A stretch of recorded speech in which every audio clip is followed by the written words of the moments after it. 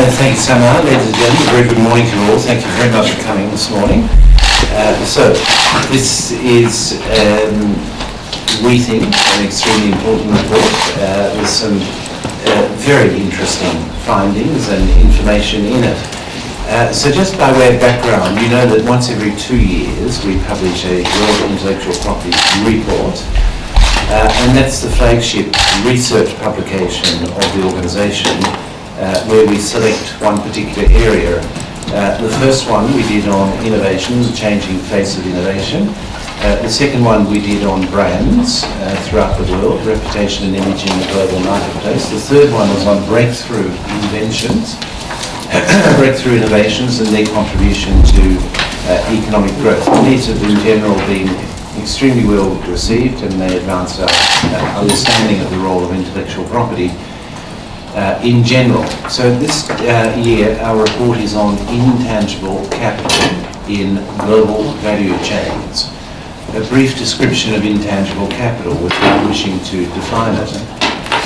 Intangible capital is of course all the non-material inputs into the production process.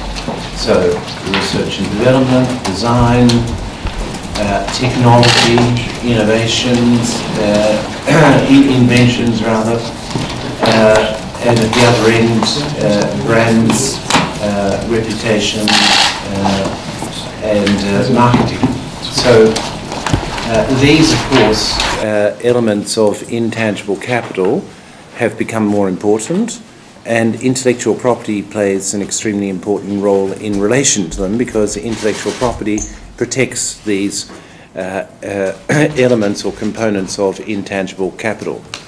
So why did we choose this theme this year? Well, because basically technology and innovation, as well as, of course, openness of trade, has transformed the face of global production in the course of, in particular, the last 20-25 years.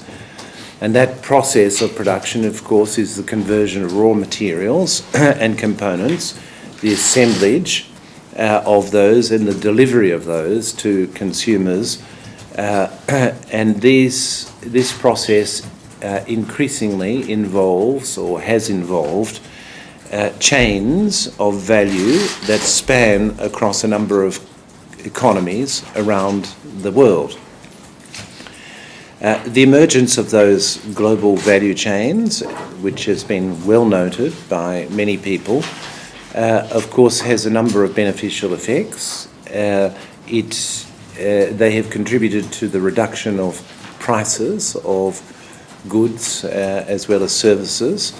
They stimulate economic growth, and they've integrated developing economies into the global economy and global production.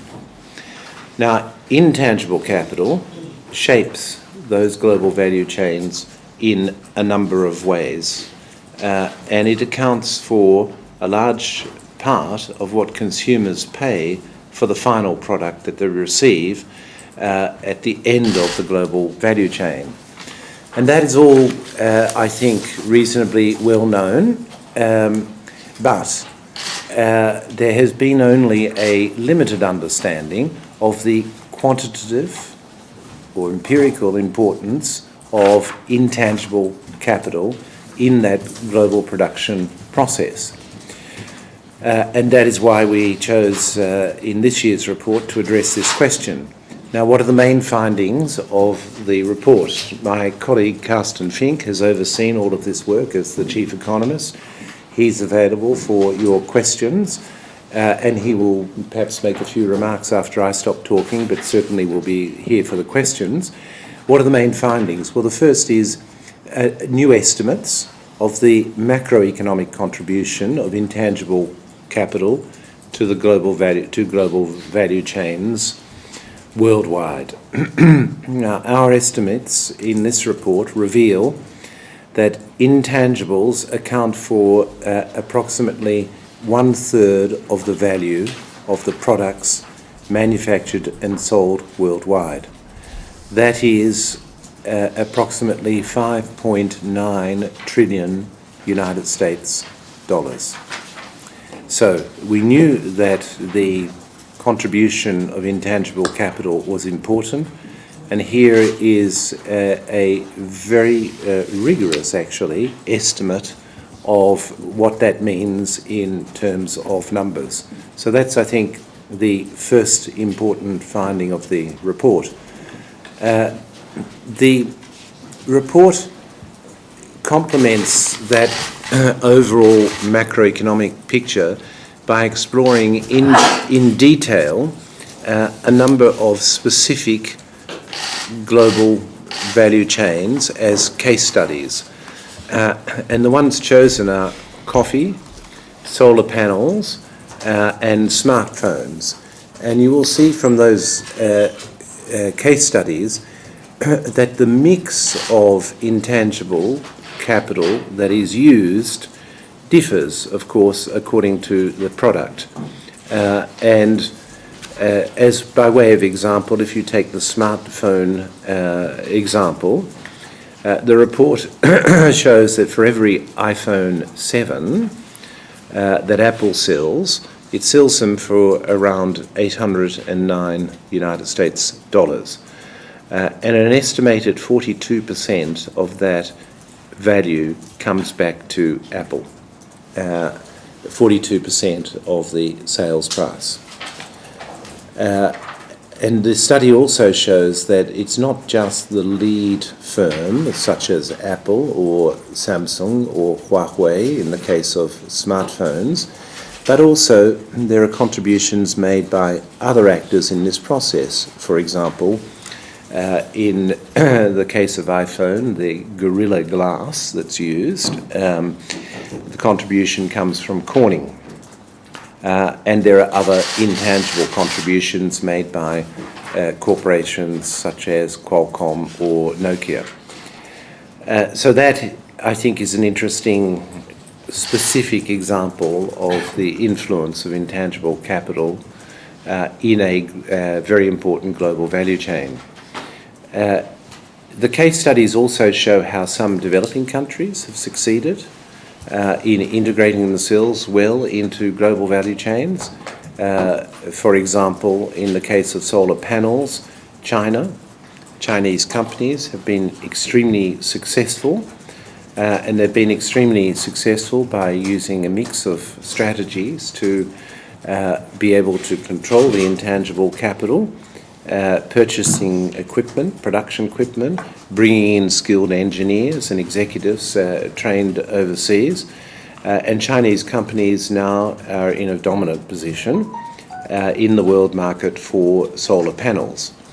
The coffee study, I think, is another interesting one, and it shows a different mix of intangible capital. It shows a response by global value chains to changing consumer preferences, away from the mass consumption of coffee at home to the greater use of coffee houses, and indeed consumers' preferences in wanting to know much more about the origin of coffee in quality, in cases of where quality is extremely valued by the consumer, and a willingness on the part of consumers to pay premium prices for that particular quality that is coming through. So there we are. I will conclude my remarks there just to say finally that why does this all matter for policy? Well, of course, it's nice to know what is going on in the world and to have an empirical measure of that, a quantitative measure of that. That's one very important reason. But I think another important reason is that, of course, intangible capital is an important source of economic growth, which is a preoccupation, I think, worldwide in the economy. And this study shows that intangible capital shapes global value chains, and that's not a process that is finished. Of course, that will continue. Intangible capital will continue to shape global value chains in the future, and so it's a very important, I think, focus or perspective for policymakers to adopt. Thank Thank you. Carsten, you? Thank you. If I maybe could just say one or two things. One thing I'd like to underline is the novelty of the estimates that we are putting out here on the returns to intangible capital. In fact, some of you in previous press conferences, have always asked us what is the value of intellectual property, and it's generally, difficult to give an answer to that. And even companies struggle to properly account, what is the value of the intellectual property they own. So here we go, we actually, have come up with a methodology where at the economy-wide level we can assign a value to intangible capital. It's important to stress, though, that intangible capital is no direct one-for-one correspondence between intangible capital and intellectual property. There is a study that was done in the United Kingdom that estimated that about 50% of intangible capital is protected by formal IP rights. If one goes further, however, and intangible capital includes things like know-how and business information that companies possess, many of that is protected by trade secrets, which is also a form of intellectual property. The role of intellectual property in protecting intangible capital is probably higher. We also, can say something about how the role of intangible capital differs across manufacturing product groups. And maybe just to highlight one finding there, across all manufacturing industries, we find that the return to intangible capital is especially high for pharmaceuticals and chemicals, and it's also above average for electronics products. Interestingly, though, the three product groups that account for the largest intangibles income in absolute terms are food products, motor vehicles, and textiles. And that may be somewhat surprising, but it largely reflects the large output value of these product groups. So yes, there are lots of intangibles in your smartphone, as our case study on that product confirms, but given that we tend to spend significantly more money on groceries, cars and clothes, the overall income accruing to intangibles in these sectors turn out to be higher. Let me leave it there, but I would also be happy to take questions. Thank you.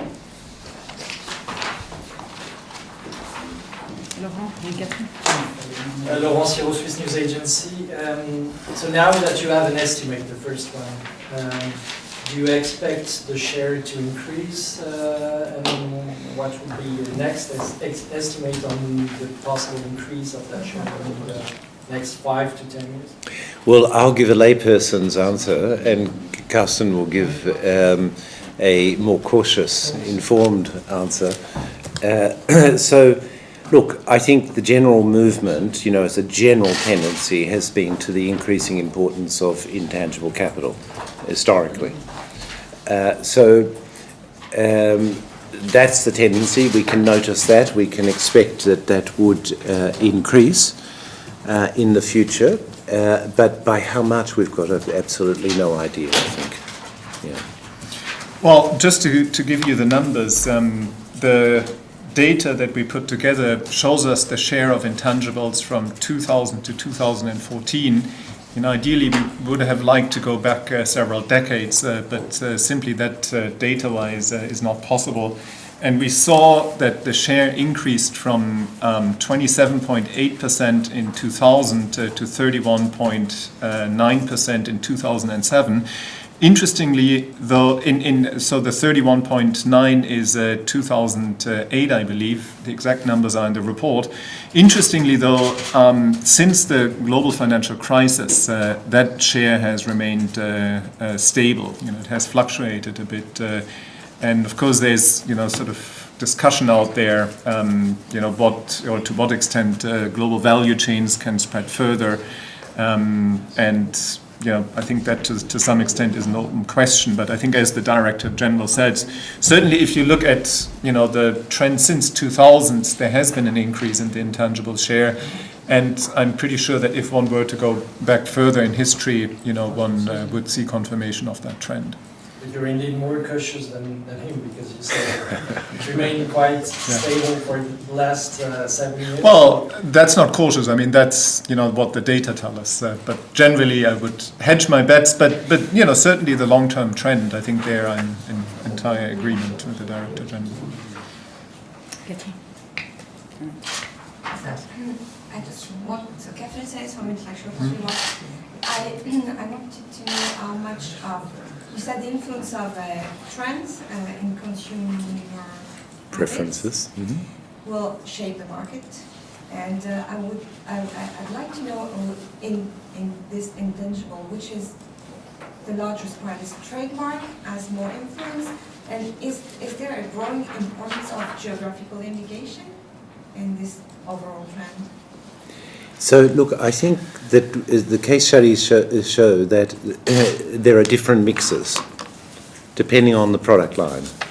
So, if it's a high-tech product, obviously, the technology element tends to be extremely important, but so too is branding, of course, because if nobody knows about it, it's not going to go anywhere. In the case of the coffee study, in which Carsten might like to elaborate, well, it's an interesting thing, consumer preferences shaping the global value chain, because, of course, consumer preferences are also influenced by branding and by a range of other factors. The availability of coffee houses and the trend for cafe society, if you like, in major urban centres all around the world. And so these all will influence consumer preferences as well. But in that particular case, of course, branding, which legally is protected either by trademarks or by geographical indications or by both, is exceptionally important in establishing an understanding on the part of the consumer of the nature of the product that the consumer is wanting to consume. Right, and just to elaborate on the case of coffee, we describe in the report the phenomenon of so-called specialty coffee or third-wave coffee, which is coffee consumption where consumers take a keen interest in the origin of coffee. They want to know the details about how it is farmed. They also want to know how the farmers are compensated. They're interested in techniques, how to brew the coffee, and so on. And that, clearly, has had an effect on the supply chain. In some ways, it has even shortened the supply chain because you have direct relations between baristas and coffee growers. We also see that in that market segment, there is a significant price premium, and one might well compare it, to the wine industry, where people take keen interest in the terroir, in the grape variety, in craftsmanship, and so on. And that certainly does increase the relevance of branding. It also increases the relevance of origin branding, in a sense that this is a point of departure to have a conversation about coffee. So it is something that I think does offer new entry opportunities, especially for coffee growing nations. At the same time, I think one should be cautious. This is still a relatively small market segment. It is one where there are significant price premia. It's one that is growing very rapidly, but in terms of overall consumption, it's difficult to put a figure to it. But it is still a relatively small market segment, and that also means the commercial opportunities have a certain limit, at least today. Tom, and then Jim. I have a question. I'd also like to follow up on what was asked earlier. I was trying to get my head around this, and aren't you basically saying that companies will keep finding ways to put their prices up, even though inputs are getting cheaper? And the follow-up question to what the others were asking is.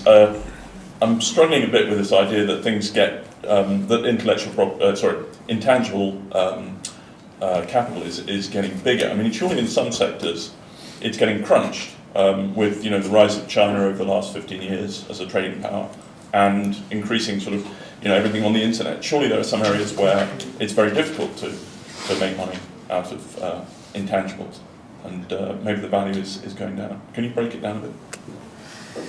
I mean, let me give a try at it. I think to some extent what we're doing here, we are not establishing causality. This is sort of a cost accounting exercise. It's certainly the case, and I think that is one way of explaining our findings of the rising share of intangibles. Clearly, what we have seen in many manufacturing industries, is the outsourcing of assembly operations to lower wage nations, and that has to some extent lowered the wage bill, and this is also to some extent what we see reflected in the figures.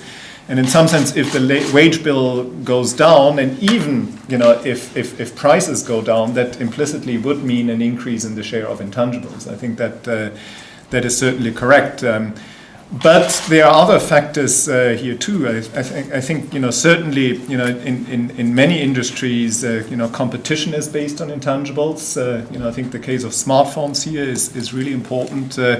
It's a very competitive market, and in order for you to stay ahead of your rivals, what you need to do to attract consumers is you need to sometimes offer original intangibles. Whether it's the brand, whether it's the design of hardware and software, or whether it's the latest cutting edge technology that is incorporated there. And to some extent, consumer preference for these types of intangibles is, what makes companies invest in them.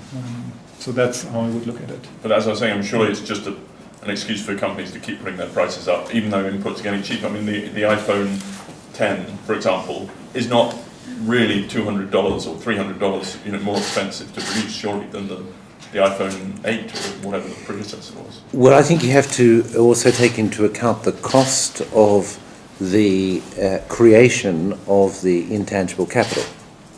So it may well be that the intangible capital can lead to cost efficiencies in the production process, but it has itself been produced as a result of an investment notably in the smartphone industry, in research and development, as well as branding, of course. So I don't think it's just you have some intangible capital that costs nothing and the rest of the components come down in price, and therefore you're just charging an amount for the a premium for the intangible capital. I think there is, the research and development costs are extraordinary. Jimmy. Yeah, Mr. Gurry or Carsten. These three scenarios, they actually point out to the same element, I would say, which is the fact that you perpetuate countries that are actually only supplying raw material, either coffee or whatever mineral you're using. Are you also saying that this technology or the intangible capital will actually perpetuate a situation where Africa, Latin America, etc., will be offering commodities while others will be making, let's say, profits out of it? That a bit of... Well, go ahead. No, we're in agreement. Jumping in. I mean, in a sense, this is a much bigger question about industrial development here, and I think the one thing I would point out here is China. In a sense that China is the obvious counterexample to what you said. In a sense, and we see this, China has been able to enter global value chains in a large number of industries. We see it in our report, most dramatically in the case study on solar panels, but you also see it in smartphones, in a sense that Huawei 10 years ago was a telecommunications equipment manufacturer, and they moved into the high-end smartphone market and were able to sort of gain a competitive advantage there. The big question, of course, is why can China do this? Why can possibly do other East Asian countries do this?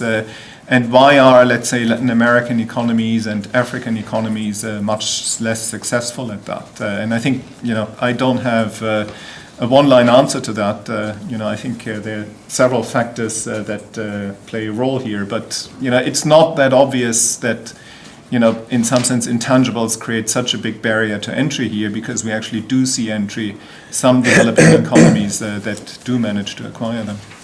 I would just add one thing, if I may.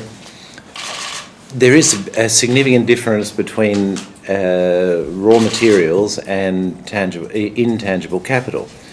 So in the case of raw materials, they are what you physically have in your territory. So you have petroleum or you don't. In the case of Switzerland, they don't have petroleum. And that's just a given of your geography. Now, in the case of intangible capital, you can acquire it. And there are examples historically of countries that have built that capacity. Carsten has mentioned China. And that's a very big difference. It's an open game. It is possible with the right policy mix to acquire an enhanced capacity to be able to use create and use intangible capital. I think that's very important for policy. Just as an example, for many years, some developing countries say that actually for them to get a, let's say, value-added product to Europe or to the US, they would face barriers that are not the same as raw material. So, for example, coffee, very low in terms of processing would pay 10% of tariff. Anything else would pay 50% of tariff. That is not up to the country that owns the mineral or the raw material to decide. It's a system that was built, or that is built in a way that raw material can get in for free, basically. Yeah, well, there I think you're touching on the trade regulatory regime, Right. Which we are not touching on here. We are looking at the value of the various components. Then how the trade regulatory regime affects that, of course, is a subject of great negotiation. Sorry, I have another question. When you say we get value for the global value, so I don't know how many billion, do you have a kind of a geographical kind of Breakdown. repartition of this global value? Right.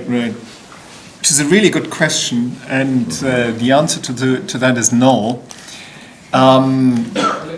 And the reason for that has to do with the fact that it is very difficult to assign essentially a location or an economy that harvests the intangible capital. That, on the one hand, has to do with profit shifting strategies. What we see is companies, especially using intangible capital and intellectual property, to shift profit as part of their tax minimization strategies. And that means that in some sense, the returns to intangible capital don't necessarily show up in the economy in which the intangible capital was created. Now, that shouldn't affect our overall estimates, though, because it just leads to redistribution of value added along the supply chain. So in that sense, I would still have some confidence that these type of strategies don't distort our overall estimate of the income accruing to intangible capital. A second reason, though, is you ask yourself who actually owns intangible capital. So if there are returns to intangible capital in a given country, that intangible capital, even if accounting-wise, you didn't have these profit shifting strategies, you have lots of cross-border ownership of capital, and that again makes it makes it difficult to tell exactly, sort of who harvests the return to intangible capital.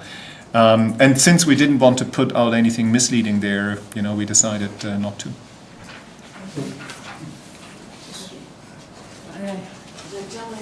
The journalist of the CCTV Central, China Central Television Broadcasters, we have seen a lot of the examples of the big enterprises in this report with good reputations, and there are still some small and medium enterprises around the world. How to help them to strengthen competitiveness in this to struggling in this situation?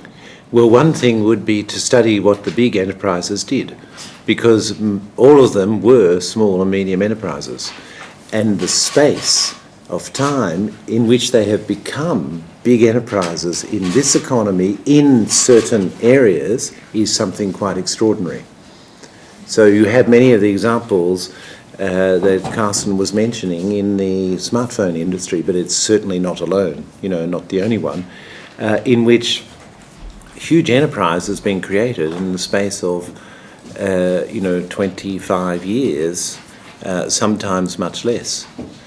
Google didn't exist, Alphabet didn't exist 30 years ago, 25 years ago.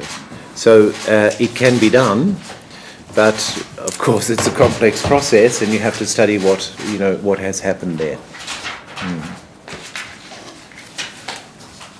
Yeah, so I just was curious about what do you see as the main drivers of China's acquisition of intangible capital? Right.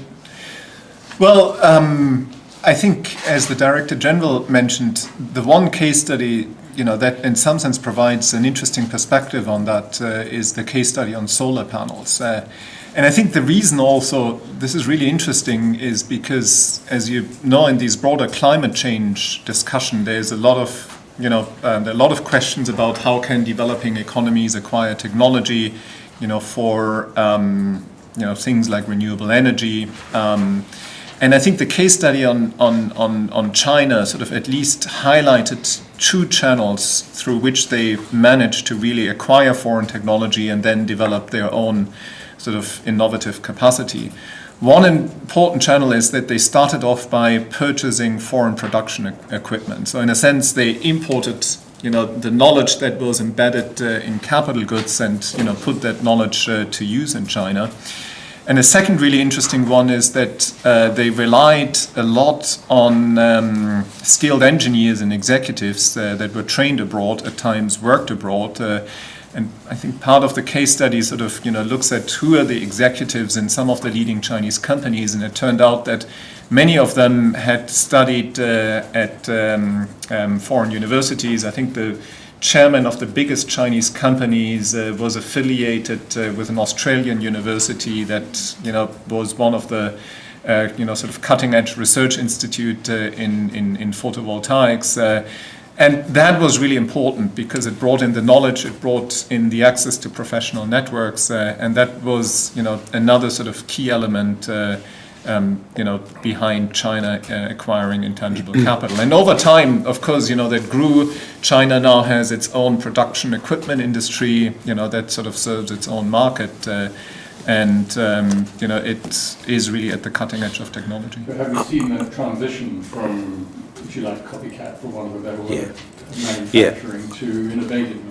I'll give you a slightly different answer, but entirely complementary to what Carsten has said. But in relation to your question, what's the main driver? I think the main driver is an extremely clear industrial and innovation strategy that has been consistent now for really since opening of the Chinese economy.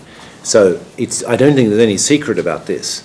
The President has said it on numerous occasions. Innovation is central element to their economic strategy.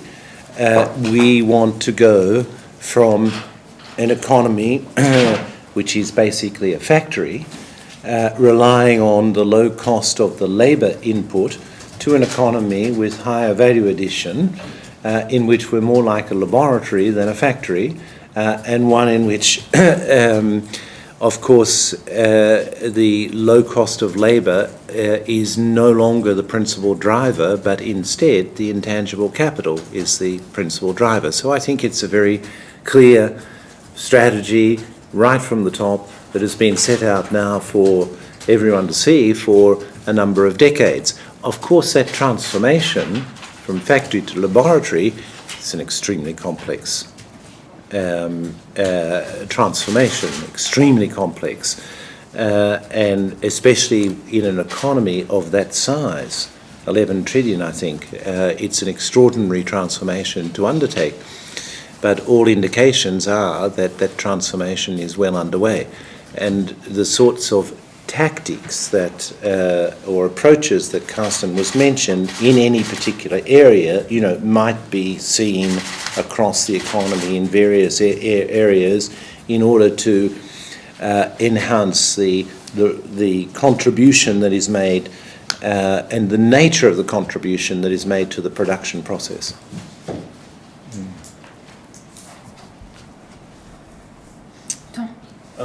Would you agree that most intangible capital is held by big companies rather than small companies? Or if small companies develop it, they tend to get snapped up and therefore it gets absorbed into bigger companies? No.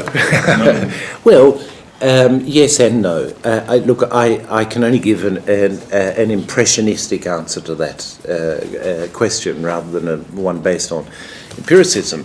But look, if you take pharmaceutical industry, for example, big pharma, by and large, and here I'm generalising, is not involved in basic research. The basic science and research is done by universities, by public research organisations, by startups that are coming out of that environment. And yes, they may get bought up in the process and contribute to the larger company, but what they have done in the process is create an enormous value, which has a cost of acquisition, of course, for the large company. So the ecosystem for small and medium enterprises or small enterprises in the startup environment in some industries is, a rather healthy, if very risk-fraught ecosystem. So I'm not sure that it's possible to give other than an impressionistic answer across the whole economy, and one would need to look at the matter, much more carefully, and I think we'd find differentiation across the economy, as a matter of fact, in response to what you say. Yeah, I think, certainly, let me put it this way, clearly in any economy you will always have large companies and small companies. I think, certain economic activities are just very scale intensive, and that, to some extent also includes the R&D process, where you need to have a certain size in some sense, to sort of justify the capital expenditure behind that. So I can't give you a quantification of, how much of the intangible capital is in larger companies versus smaller companies. But I do wonder how meaningful that even would be, because clearly there are many small companies, that have developed, sort of special expertise, that file patents in the areas in which, they have a niche. And that works very well. Yes, sometimes they get bought up by bigger companies. There are also good examples where smaller companies grow into bigger companies and end up as large companies. Not sure it's possible to sort of make a general statement about that. I think, if I may, that your question really relates to competitive market structure and competition policy, which can apply to intangibles, but it can apply to other areas as well. So, yeah, it's obviously a very important line of inquiry to see whether there are systemic barriers to, small enterprises in particular participating in high value component of production. That's extremely important, but it's probably a market structure, a competition policy, I think, question.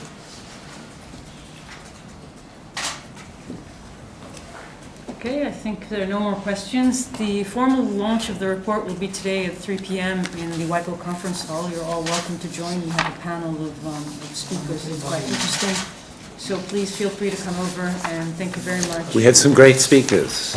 In addition to Carsten, who's going to present the report, there are some other great speakers that will be present. Just one question about that. How do you expect countries to react or to change or to take this on board and do anything different? Will they do anything different, or do they just... Well, that's beyond my expertise, but look, I think that what we aim to do in this area is to present as solid a picture as possible of what is actually happening. And here there's a lot of evidence to say intangible capital, is not only an important, but subject to the answers before, an increasingly important element in production.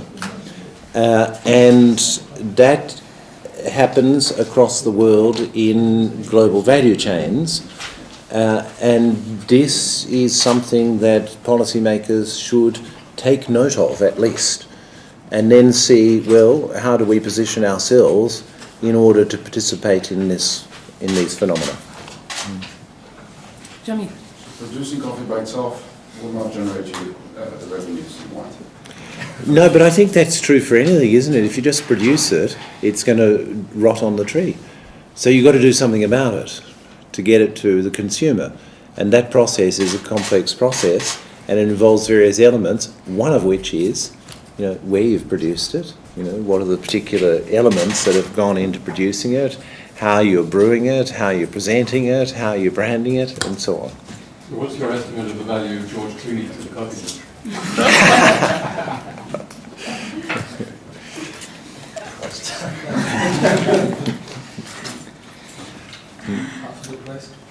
Yeah, good. Thank you. Thanks.